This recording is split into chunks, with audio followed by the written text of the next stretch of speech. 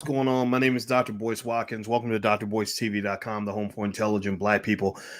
Well, today we're going to talk about a rapper called Dababy. We're going to talk about why the black man is always seen as Dababy in society, why you got to be Dababy and you never get a chance to be the man. So I'm going to break this down for you and explain why rappers are always apologizing because ultimately, as a community, we don't understand the nexus of power. So get comfortable, buck up your seatbelt. We're going to get started on drboycetv.com right now.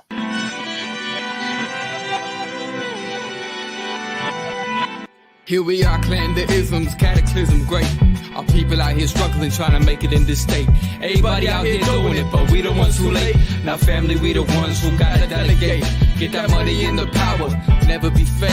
Stick to cosign for 3. What did he say? Create jobs, support our own. Educate the same and buy back your home. Got 3 degrees, triple 10. 3 PhDs, now we on the CNN. DBTV, let's talk about negligence. Ignorance is bliss, but we can turn it to intelligence. Believe none of what you hear, half of what you see. Let's break it down here on Dr. Boyce TV. Here we are. Hey, what's going on, guys? Welcome to drboycetv.com, the home for intelligent black people. If you're not black and intelligent or trying to be more intelligent, you may want to get out because this is not the place for you. We believe in the B1 philosophy. B1 means we are black first. That means that we solve our own problems. We also believe that our children, within the next 50 years, B1 children are going to lead the world in economics and wealth and economic intelligence. And also we understand we must be one in order to be successful. And and here's another thing. B1 people don't have to apologize for shit. You ain't apologizing for nothing. You're not going to be out here on your knees. You are not meant to be beggars. You're not meant to be on your knees, try to tickle a white man's balls in order to get an opportunity. You're going to stand on your own 2 feet, even if that means going down on your feet.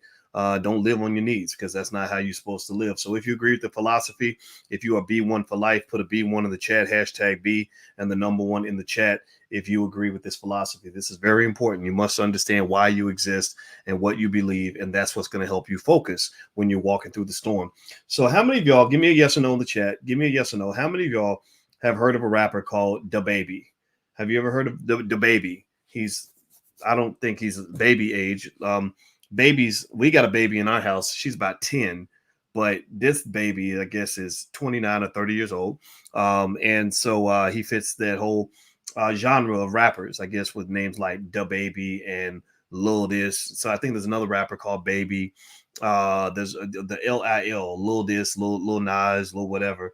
And that's a theme, right? That's an interesting theme.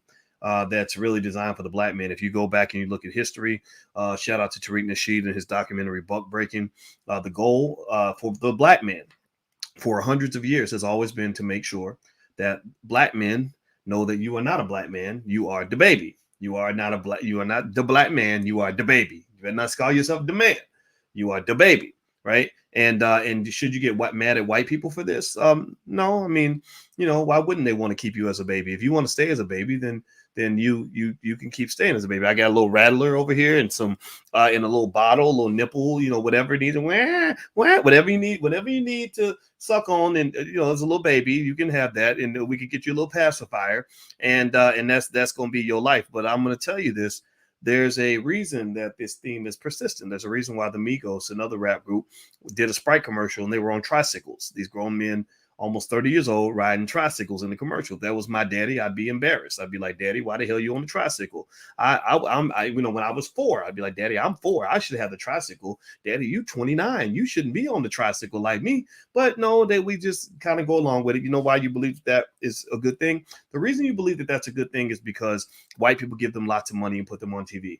If you take away the money and you take away the media exposure, these become the most ignorant Negroes you'll ever meet. But you admire them because you were led to believe that your goal in life is to be a white supremacist, meaning that anybody that white people validate, anybody that they tap on the head and say that they're magical Negroes, those become your leaders. Those become the people that you follow, the people you admire the most.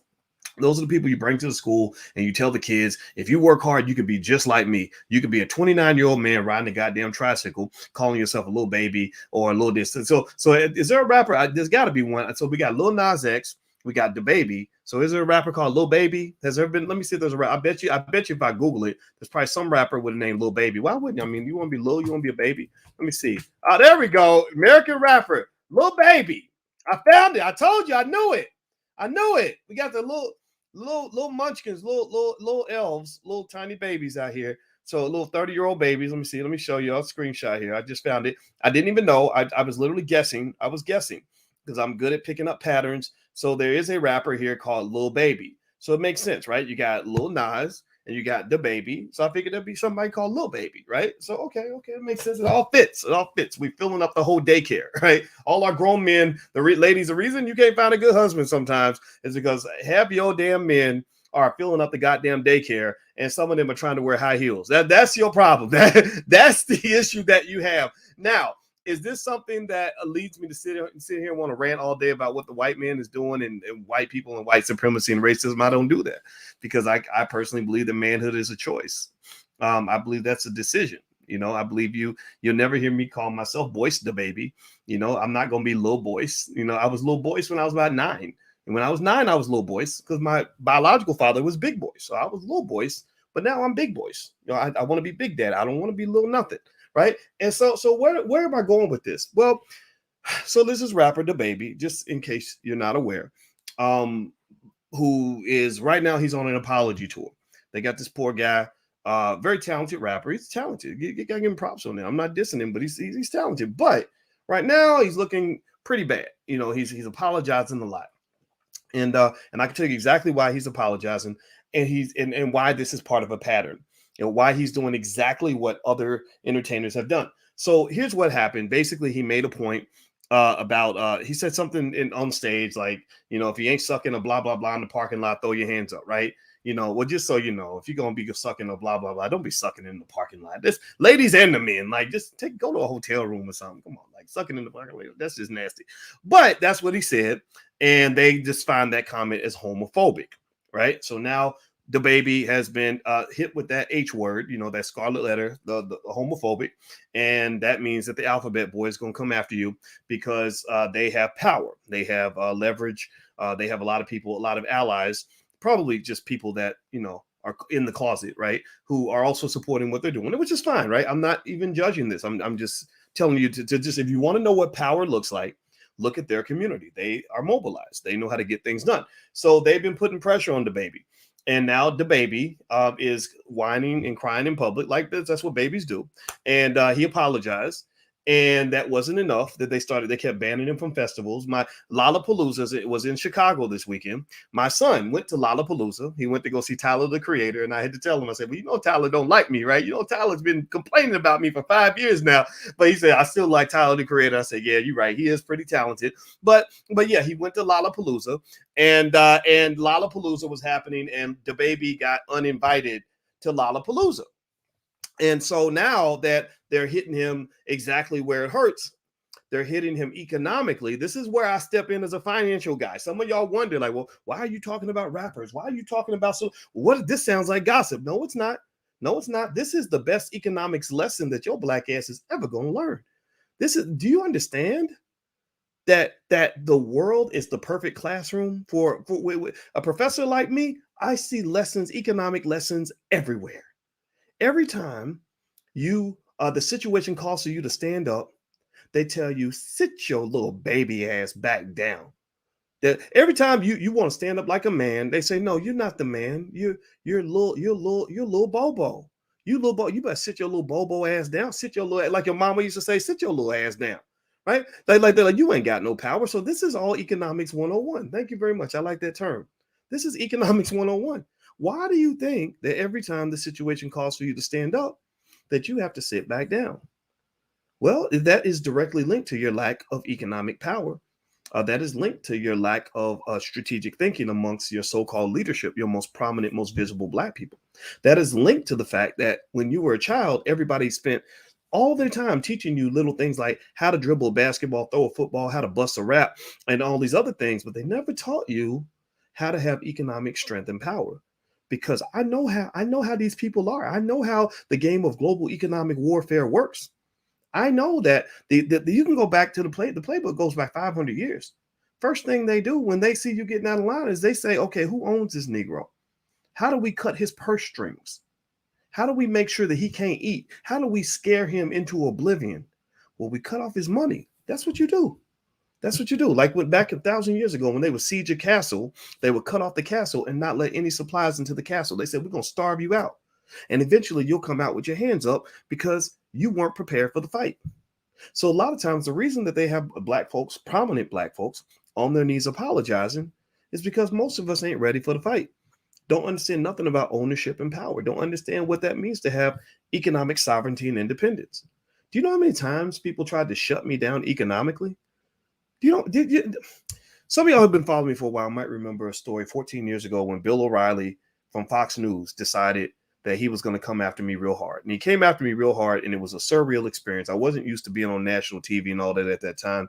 And on the O'Reilly Factor, which was the #1 show in the country at that time, he spent the whole hour basically trying to get me fired from Syracuse University. That's all he just, this guy's a terrible person. And it's, again, the white man playbook. They do that. They did that with the Lizzo thing, right? You don't want to hear from a person like me. The same reason you don't want to hear from a Farrakhan. That's why they banned Farrakhan, because Farrakhan and I are smarter than they are. So they don't want them to hear from us because they know that whatever BS argument they have, we can break it down, chop it up in little pieces, and explain why you're wrong. So instead, you turn the person into a caricature, into a cartoon character. You lean on pre-existing stereotypes to paint the person as a villain. So when the Lizzo thing, when I said that you shouldn't be promoting obesity to black people because black people are dying from obesity, they said, oh, here's an angry black man with his toxic masculinity attacking a black woman. I get that. Okay, touche. Good for you. Well, the same thing was true with O'Reilly. All O'Reilly did was painted me as an angry black man, and they would show imagery of me. They didn't actually have my actual voice. They showed imagery of me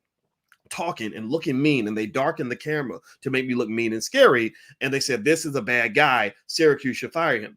And because people aren't that smart, some people went along with that, and the pressure was on. The heat was on. And the only thing that allowed me to stand up against Bill O'Reilly and to basically give the middle finger to all those people was the fact that I knew that even if I lost my job, I was still going to be okay.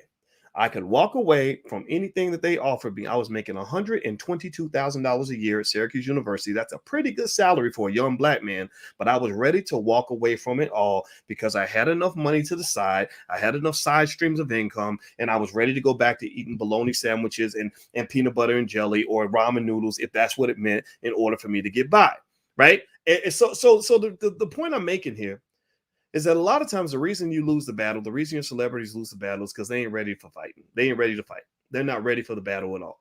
Sun Tzu in The Art of War says that in order to prepare for battle, you must win the battle before it begins. Battles are won before they begin.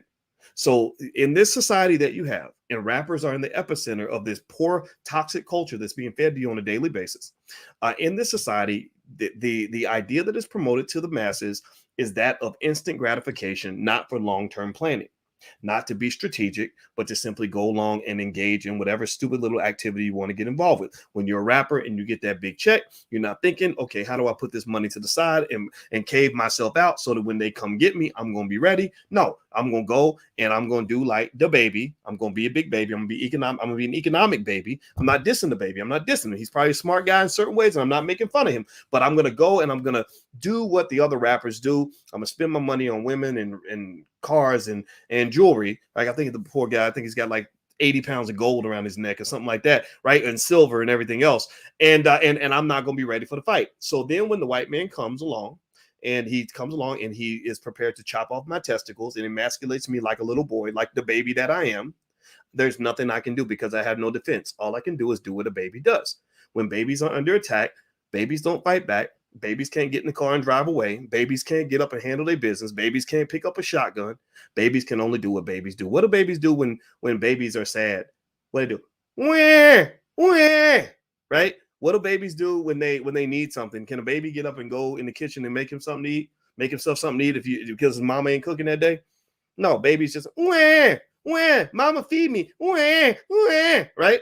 What do babies do? When babies need help and they're struggling and they're in a tough situation, or you take the toy away from the baby, right? They wah, wah, that's all they know how to do, right? So what they did is they said, okay, all right, Negro, you think you grown. right? Just like, you remember you're little and you bucked up on your parents and you thought you was grown and they reminded you that you're not grown, you're still a baby. Well, they said, oh, you think you're grown? You think you can stand up to the LGBT community? Do you now? Okay, well, that Lollapalooza check you was about to get, that 100 grand, 200 grand, whatever they're gonna pay you. Oh, that's gone, out. Oh, that other check you thought you was gonna get to be in that, to play the extra in that movie with T.I. No, out. And we can find a new, like E40 said, we're gonna find a new nigga next year. We're gonna find somebody else. You thought you was gonna be on tour.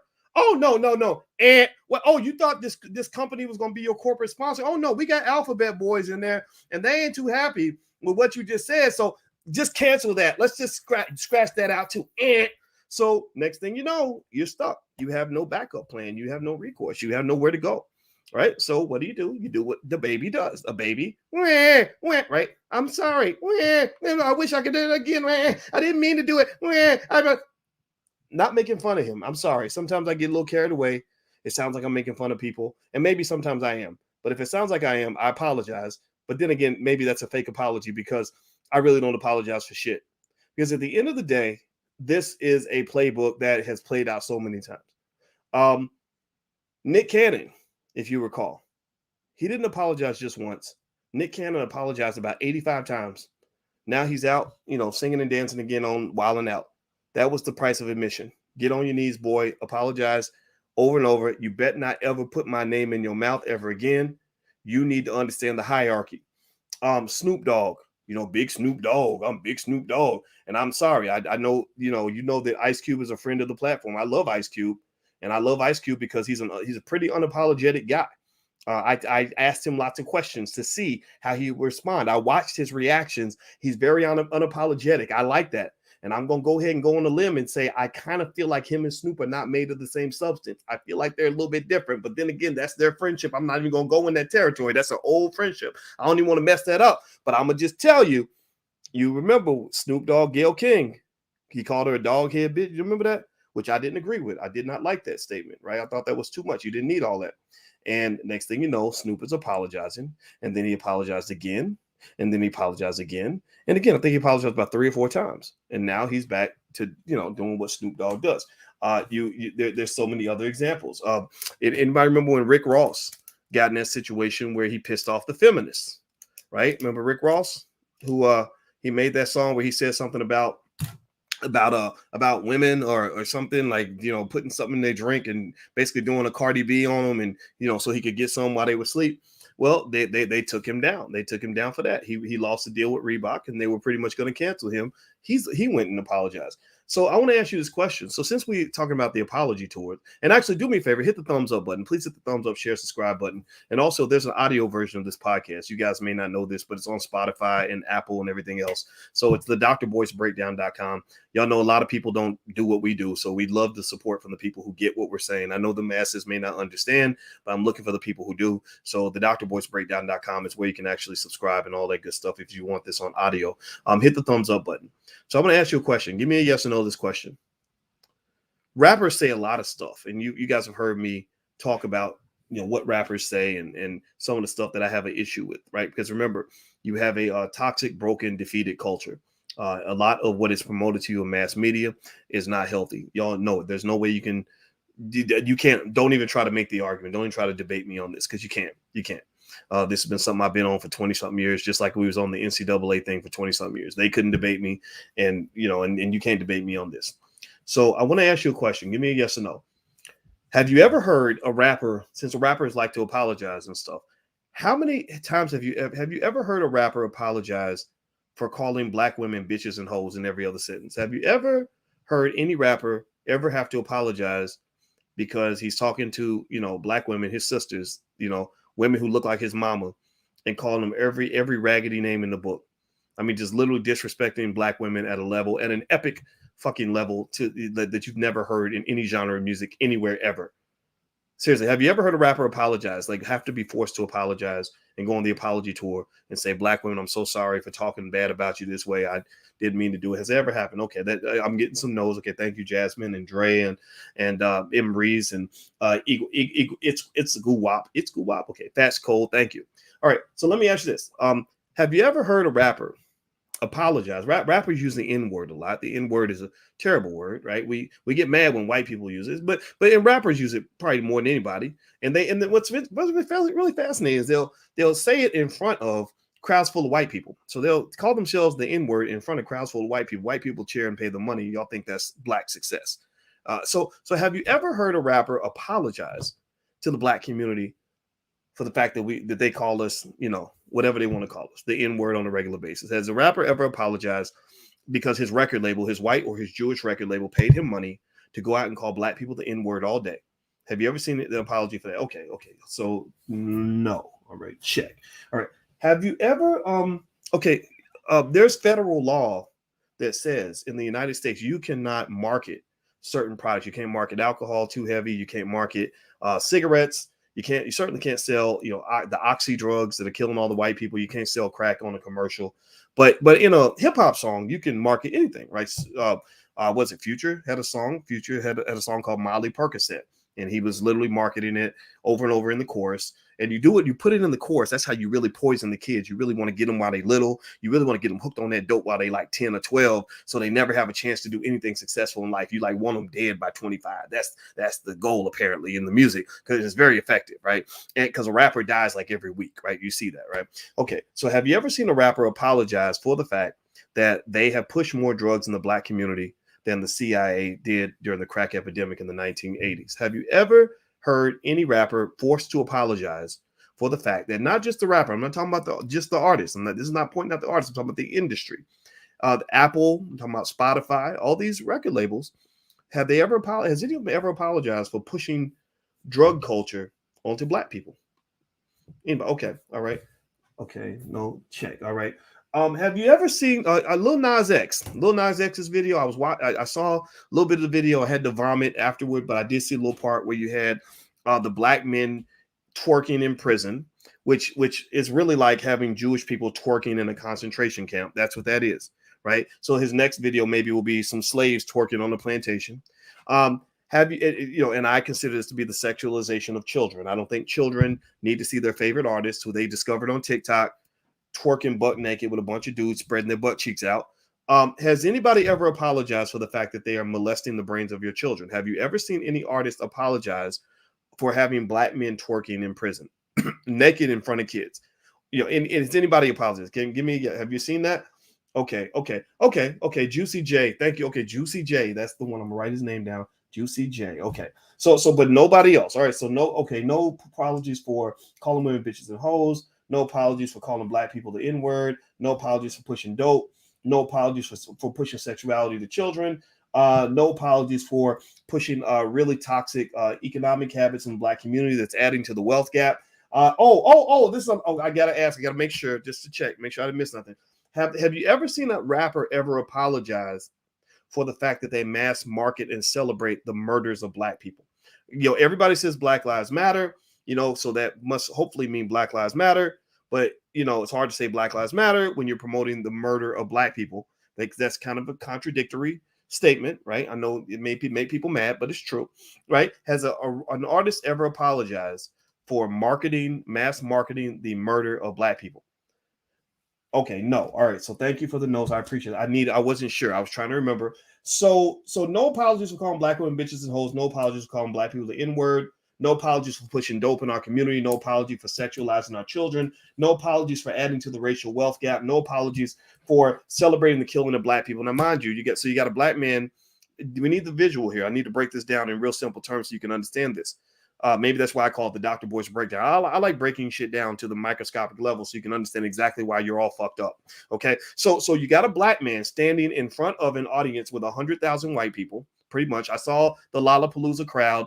A lot of them were white, and the black man is in front of 100,000 white people, calling himself the N-word, calling black women bitches and hoes, sexualizing children, and bragging about killing black people. Literally, an artist can make a song with the lyrics "Die nigga die," and that would just be seen as a wonderful hit. Now, okay, so you've never seen an apology for that, but so while we've never seen any apology for any of the other toxic behavior that's being promoted by the toxicity industrial complex, which is what the music industry has become, do you ever wonder why you suddenly have Dababy apologize. I mean, literally on his knees, like a real baby. Like he's really looking he's looking kind of sad. I was like, damn, the baby needs some milk, a pacifier. Somebody get the baby some. The baby's sad today. Did poor baby, you know? But why is he apologizing? Because what? Because he offended the LGBT community. Do you understand now why I explained to you that these damn liberals are not your motherfucking friends? These are not your friends. These are not your allies. I know the Republicans are not your friends either. We know this. Put that to the side. I'm not talking about Democrat, Republican. But my God, if these are your friends, then you don't need no enemies. Seriously, I mean, if you've got friends like that, then who needs enemies? Because they sound like enemies to me. They don't sound like allies to nothing. Nothing good in your community. So I'm not sitting here saying that what Dababy said was okay. I don't, yeah. I mean, don't be sucking blank in the parking lot. I mean, sure, okay, whatever. If you're not, I mean, unless you're, if you're offended, like, well, I was planning on sucking a penis in the parking lot today. I'm kind of outraged by that. I mean, that's kind of weird, right? Like you're offended because he told you not to go suck a penis in the parking lot. Who gets offended by that? Like, that's weird to me, right? But putting that to the side, that awkward visual to the side, I'm just sitting here trying to say, how in the world, why in the world are we apologizing for this, but not apologizing for all those other things that are going on in this damn industry? All these other things are happening, but yet this is the thing that you stick a pin in. This is the thing that really gets your goat. Well, I wasn't mad that he was disrespecting women, in a terrible way. I wasn't mad because you calling black people the N-word and pushing dope and getting little children hooked on OxyContin and methadone. I wasn't offended when he talked about murdering black people, but when he said don't go sucking no penis in the parking lot, ooh, that burned me up. I was ready. Seriously? Like that? Are you kidding me? Like that's the thing that really got you going. Like all this other stuff zip past your radar, except for when he said, "Don't go sucking no blank in the parking lot." Now, that's your right. First of all, I mean, go do it. If that's what you want to do, go do it. But I think you need to take a moment and kind of understand what's really going on here. I think you need to really take a moment and step back and understand how deep this plot goes and how music is used to destroy your damn community. How hip hop was really weaponized as a weapon of extraordinary genocidal destruction in every single way. And so at the end of the day, I encourage you to take a moment and ask yourself, what does power look like? And why don't we have any? The reason Dababy has to apologize is very basic. He knows who the boss is. In the entertainment industry, you were raised to believe that the entertainers have all this power. The entertainers have no power. They're just the people that are thrown up on stage. The people that have the power, the people who own the record labels, the people who control the capital, the people who run the damn businesses, those are the power brokers in this whole situation. He's Pinocchio. They got a hand up his butt and they're telling him what to say. So right now they got him apologizing, doing the whole butt breaking dance, looking kind of silly, looking kind of sad, highly emasculated because we don't have that conversation about what it means to have the economic power. Do me a favor, hit the thumbs up button, hit the share button, hit the subscribe button if you haven't done that yet. And I want to show you all something. I put this on my Instagram. My Instagram is The Real Boyce Watkins, by the way. So if you like real conversations, feel free to follow me on Instagram, and I'll put the Instagram also up there. So in case you want to follow me on IG, I put this image up, and it was an image of who owns BET. And I want you to take a look at this. Some of you are on my Instagram, and I want to say hello to all of you and acknowledge you.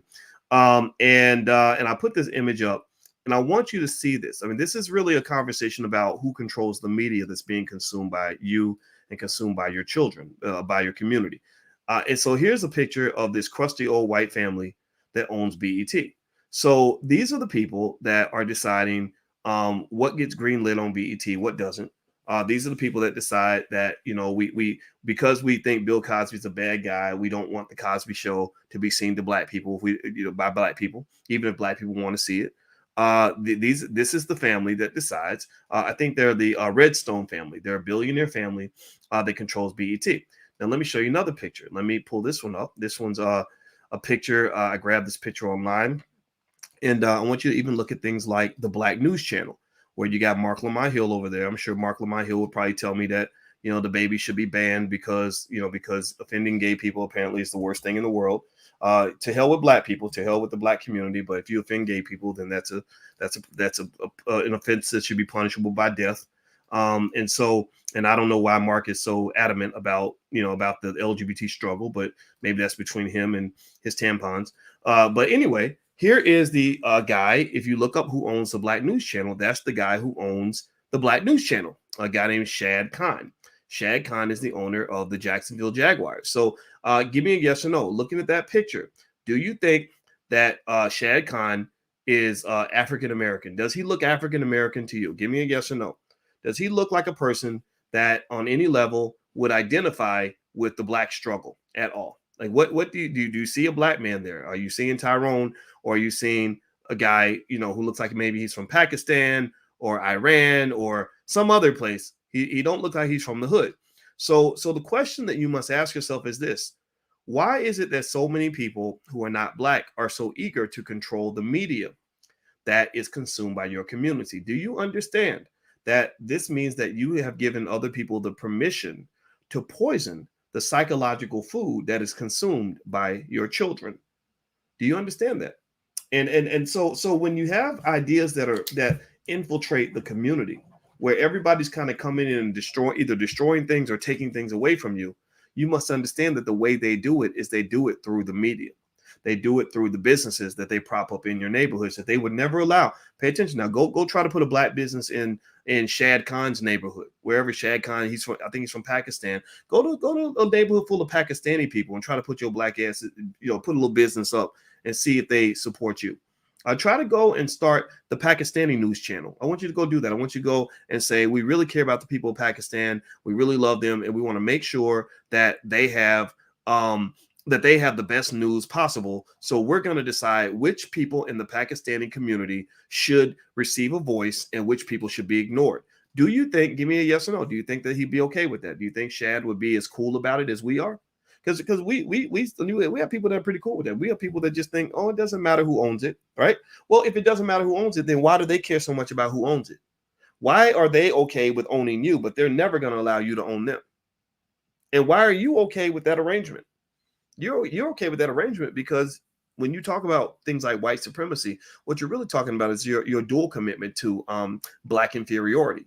You are really actually confessing to the fact that you view yourself as inferior to other people, which is why you allow them to create these indecent proposals and imbalanced relationships with you that are completely asymmetric in their advantage.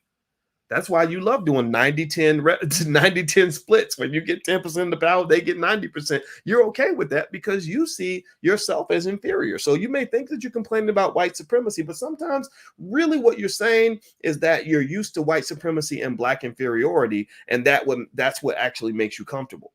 So let me just kind of dig in a little bit and conclude on this issue here. I want to say, I don't really want anybody to think I'm making fun of Dababy. He's a young guy. I don't even think he's 30 yet. He probably doesn't understand this stuff, and if this video gets back to him, I don't want him to think I was making fun of him. I ain't gonna lie. You call yourself Dababy, you kind of asking for somebody to make fun of you. Like, come on, man, you ain't a baby. Call yourself the man. How about being the man or something? Right? What is this baby and little and all that? And that fits into the whole butt breaking agenda because Malcolm X used to talk about how the goal in America was to always keep the black man as a little boy or as a little girl. Because when you are fully masculine and fully empowered, fully intelligent, fully prepared, ready for war, ready to fight, not afraid, you become a tremendous threat. And at that point, that's when they want to take you out. Okay. So Dababy, I wish him the best. I don't know how he's going to recover from this. I'm sure he will. I guess maybe 8 more apologies will do it. So maybe, we can get those apologies locked and loaded because right now that's the only avenue for survival. But what I want to say to you is I want you to, the reason I want you to understand and to take seriously what I say about the importance of having your economic situation intact, your economic literacy intact, your wealth and your investments intact is because when you run into a situation where you are under attack, it is going to be your economic security that protects you. How many times do you see black folks quiet or apologizing on their job because they are afraid of getting fired? When I was at Syracuse University, the biggest thing that me and the other black professors were afraid of was, or the reason I didn't have any black scholars that came to my aid when I was going through my battle with that university, was because they were all scared of getting fired or all scared of being blackballed. And I said, this is ridiculous. So I realized that the only way that I could withstand their attacks was to find alternative sources of income and wealth so that I don't have to apologize to anybody. Last year, when I made that statement about Lizzo, immediately I had a speaking engagement in Birmingham, Alabama at the A.G. Gaston conference, and they loved me the previous year. They wanted me back the second year because I know what the hell I'm talking about, but they couldn't be associated with me because white media had decided that I was a bad guy. They called me and they said, we're going to take this speaking engagement off the table. We're not invited anymore. That was a $10,000 speaking engagement. You know what I did? I told Alicia what happened. We laughed about it. I took a nap and didn't even think about it anymore. I was able to walk away from that because I was prepared for that. You must understand that in America, freedom of speech is a goddamn illusion. You ain't got no freedom of speech if you don't have any economic power. It is a game where you must pay to play. And when you can't play, you're going to get played because you did not come prepared for the game. When I talk to my 10-year-old about the keys to success, I say, what are the 3 P's of success? She says, practice, persistence, and preparation. And I tell her the early bird gets the worm. Preparation is the key to success. The one who gets ready for the battle is the one who's going to win the war. And a lot of y'all Negroes ain't ready for nothing. You sit around complaining and crying and whining, the baby, mad because of what they done did to you, because you sitting around partying and chilling while they preparing for battle. So when they come get you, you ain't ready. You just reacted and praying to white Jesus and wondering what happened. Oh my God, what did they do to us? They done did it again. Lord Jesus, they done did it to us again. They keep on every time we trying to do something. They come and get it. Stop that, man. Stop that. Stop that. They're not going to quit. The world is not going to stop hating black people tomorrow. They're not. They're just not. And the more empowered that you become, the more they're probably going to hate you. So the question is, do you have the courage to truly fight for what it means to be free? Because if you don't got the courage, then you need to, just like Malcolm said, take the word freedom out of your vocabulary. Stop using that word. You're watering it down. You're making it worth nothing. It doesn't mean anything anymore because you run around, you say Black Lives Matter. Well, Black Lives don't matter to you. If 100 kids can be shot in Chicago on the weekend and you ain't said nothing because CNN didn't report on it, then Black Lives don't matter to you. So just shut the fuck up. Seriously, just shut up. You sound stupid at that point. So I'm just gonna say here at the end of the day, and I swear I never plan on doing all that cussing. I thought I'd be much calmer today about this. But I'm just telling you, man, when I see this stuff happen, it makes me very sad. I feel sorry for these poor guys. You know, when you were sitting in the booth learning how to bust a rap, somebody really should have been teaching you how to build an asset base. Somebody should have been teaching you how to invest in a stock and buy some real estate and protect yourself and prepare your exit plan for when they come get you, because they're going to come. And so, you know, whatever is going on here is what's happening. I'm not judging it too much. Maybe I am. I don't know. But I wish them the best. So I'm done talking, guys. Hit the thumbs up button, hit the share button, hit the subscribe button if you haven't done it yet. Also, don't forget, we have a book club. We're reading Black Labor, White Wealth by Dr. Claude Anderson. You can get free access to my life class by going to blackkeystogreatness.com. That's blackkeystogreatness.com. It's totally free. It doesn't cost you a nickel. And if you want to know what power looks like, that's what we talk about. We're into power. We're not trying to be babies. We're trying to be grown-ass men and grown-ass women, because grown-ups are the ones who get to win. Babies don't win nothing.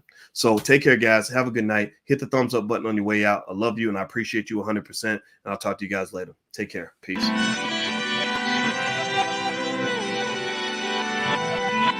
Here we are, clan the isms, cataclysm great. Our people out here struggling, trying to make it in this state.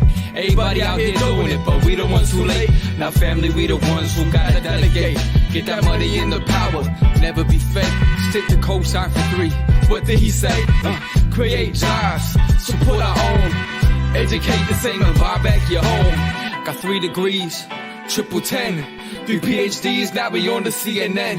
DBTV, let's talk about negligence. Ignorance is bliss, but we can turn it to intelligence. Believe none of what you hear, half of what you see. Let's break it down here on Dr. Boyce TV. Here we are.